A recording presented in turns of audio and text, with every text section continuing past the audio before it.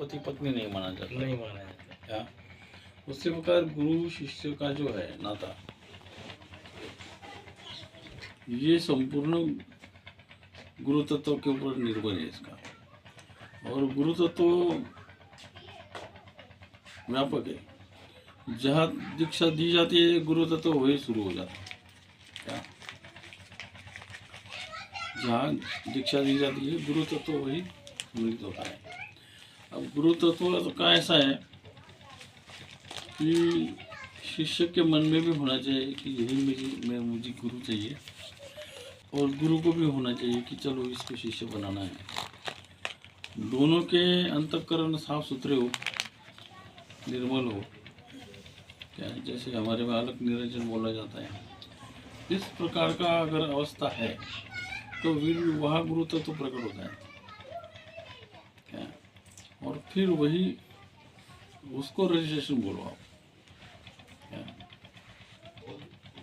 फकीरी करनी है तो सही करो, नहीं तो कोई जरूरी थोड़ी, भगवान थोड़ी बोलते हैं तुम सारा तो छोड़ के आ जाओ, कोई जरूरी नहीं। संसार भी एक मान्यता है, शादी करके संसार करना, गृहस्थी चलाना, ये भी एक प्राकृतिक मान्यता है। ये तो प्रकृति का ही नियम है। पति पत्नी का जो है संसार है, बाल बच्चे, ये वो जो कुछ भी है, ये तो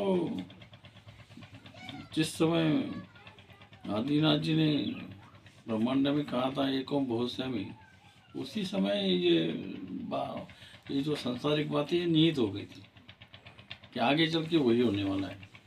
क्या तो वो गलत है, ऐसी भी बात नहीं है। क्या हाँ, गृहस्थ है तुम और फिर संन्यास हिसाब से रहना चाहते हो, वो बात गलत है। वहाँ गुरु तत्व कार्य नहीं करेगा। क्या प्रकृति कहेगी तू यही कर जो कर रहा है। क्या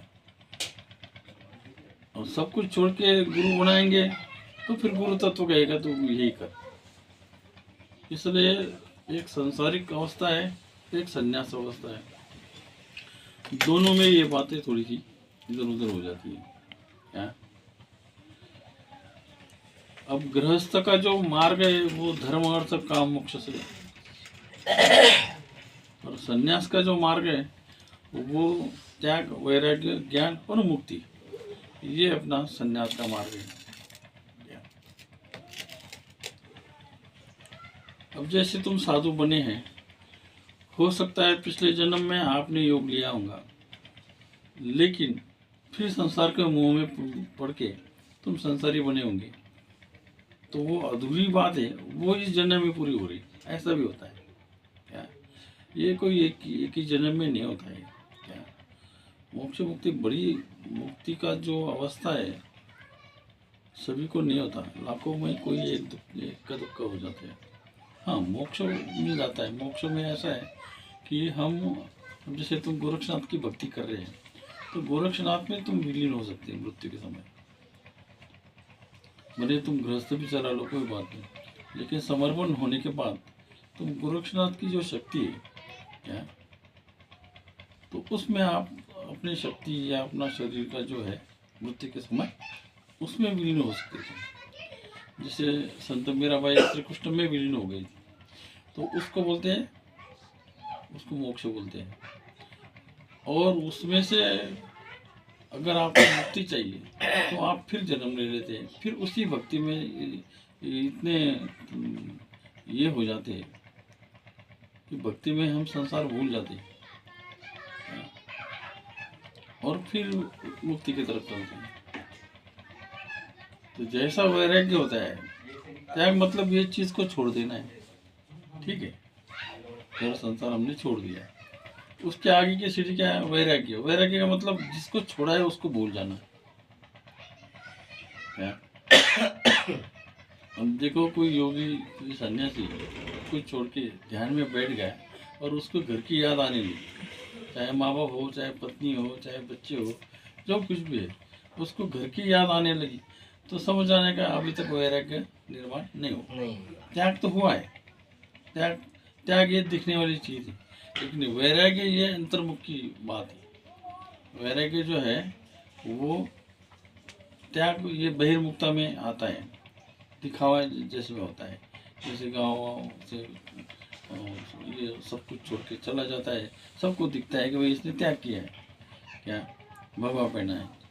लेकिन जब वैराग्य की बात आती है, वैराग्य के लिए तो तुम्हें ये सब संसारिक बातें भूलना पड़ेगा, क्या।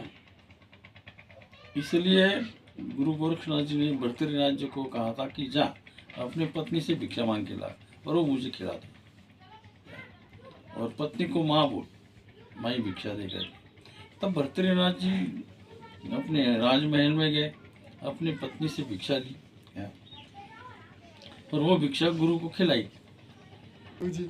नाथ संप्रदाय का तो प्रमाण ये है, जैसे हमारे कान में कुंडल है, जनेऊ है, तो यही हमारा पहचान है नाथ संप्रदाय में।